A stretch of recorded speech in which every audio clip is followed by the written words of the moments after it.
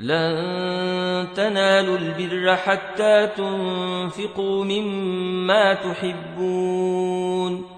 وما تنفقوا من شيء فإن الله به عليم كل الطعام كان حلا لبني إسرائيل إلا ما حرم إسرائيل على نفسه من قبل أن تنزل التوراة قل فاتوا بالتوراة فاتلوها إن كنتم صادقين فمن افترى على الله الكذب من بعد ذلك فأولئك هم الظالمون قل صدق الله فاتبعوا ملة إبراهيم حنيفا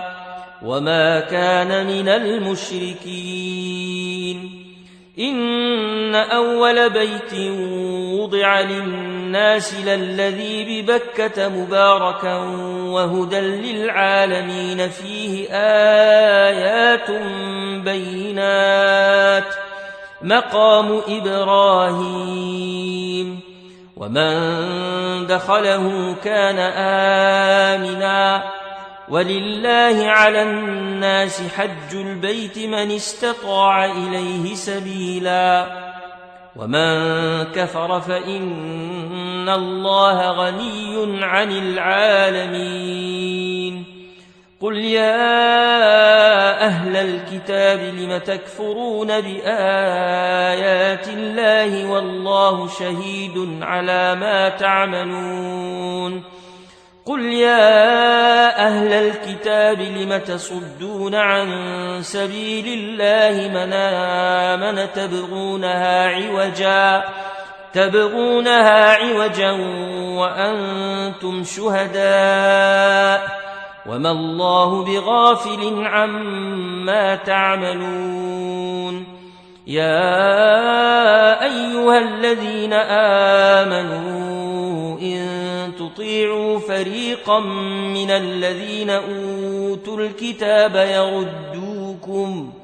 يردوكم بعد إيمانكم كافرين وكيف تكفرون وأنتم تتلى عليكم آيات الله وفيكم رسوله ومن يعتصم بالله فقد هدي إلى صراط مستقيم يا أيها الذين آمنوا اتقوا الله حق تقاته ولا تموتن إلا وأنتم مسلمون